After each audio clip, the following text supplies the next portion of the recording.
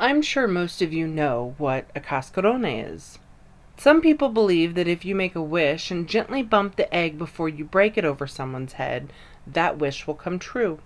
Cascarones are supposed to bring good luck to the person the egg hits. Another part of the cascarone is its religious meaning.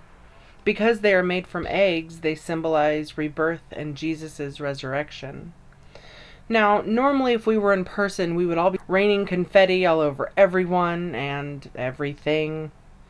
But because we cannot, I would like to bring you a story about this cherished Mexican tradition.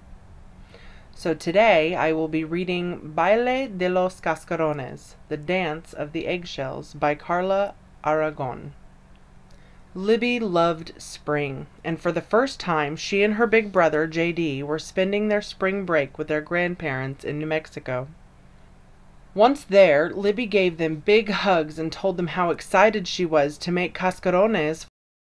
You see, there are white eggs, scrambled eggs, cracked eggs, and even rotten eggs. But for Libby, the most prized eggs were all of those dyed, confetti-filled eggshells.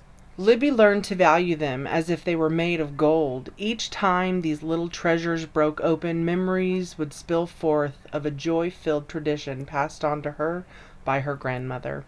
Her grandmother explained that during this time of year, these were no ordinary eggs, for each precious one will soon be one of many to be used during the Baile de los Cascarones, the dance of the eggshells.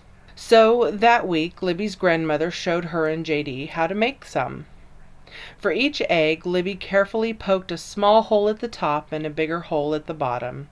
She was warned not to squeeze too tight, as she might break the shell while blowing softly into the top of the hole to release its matter.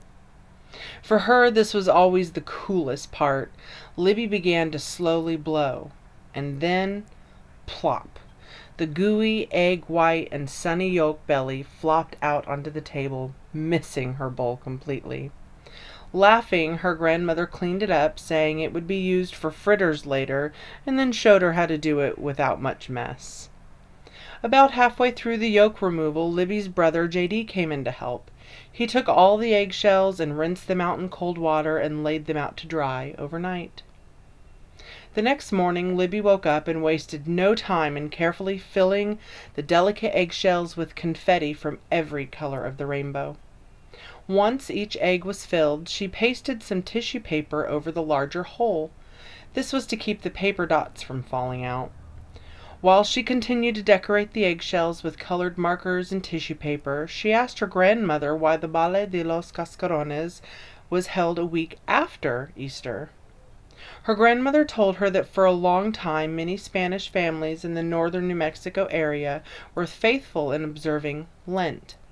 She reminded Libby that they don't eat meat on Fridays, but in the old days they didn't eat meat during all 40 days of Lent.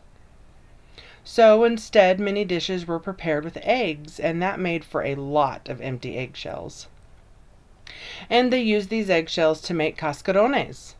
Also during Lent, they didn't dance, so after Easter, it was time for them to really celebrate.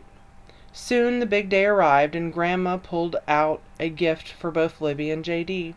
She made each of them an outfit for the dance. A white blouse with dainty ruffles on the sleeves and a red skirt for Libby, perfect for twirling. And for J.D., a green fiesta shirt with silver buttons called conchas, a golden sash, and a new pair of blue jeans. She explained to them that these were traditional fiesta clothes. Libby's mother and father arrived in Santa Fe, and she was so excited to see them. They all piled in the car, and on the drive over to the dance, Libby shared everything she learned from her grandmother. She made it a point to share that if you wanted to dance with somebody, you were to break a cascarone not on their head, but over their head. That was the proper way. And that sometimes the shells can be really hard and hurt.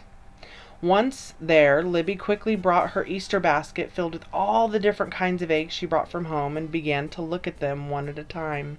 Then all of a sudden, confetti and eggshells just spilled over her face and onto her shoulders. It was just her grandfather, who had surprised her by cracking one of the eggs over her head. He chuckled and took her to the dance floor. Grandpa was a fantastic dancer.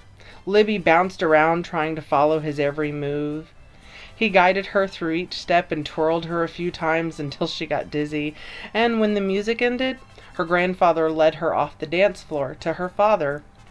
All of a sudden, the master of ceremonies, the bastonero, told everyone to grab a partner and that it was time for the Baile de la Escoba, the broom dance. JD dove under the table saying, "I don't want to dance." But the bastonero spotted his boots sticking out and called him out in front of everyone. JD reluctantly crawled out from under the table and was handed a broom. The bastonero explained the broom dance to everyone. It's a little like musical chairs, and when he blew the whistle, JD would have to drop the broom like a hot potato, and everyone must grab a new partner. The person left without a partner would then be the next to dance with the broom. Although the broom dance was a favorite, there were other traditional dances to learn.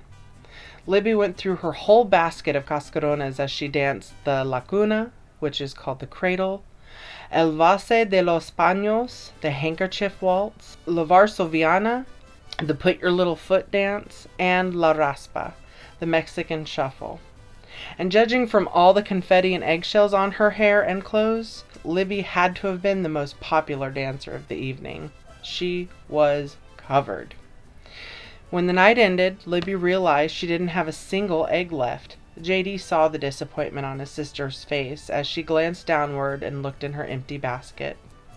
She looked up and told him she realized that she had forgot to save one as a souvenir. He thought for a moment, then scooped a single cascarone out of his pocket that he was saving to smash on the last of his cousins that he hadn't been able to get yet. He handed her the egg and said she could have it, and thanked her for rescuing him on the dance floor.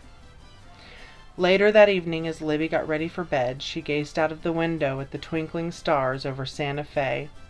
As she brushed her hair, stray bits of confetti fluttered to the floor, and she smiled, savoring memories of this magical tradition, the Baile de los Cascarones.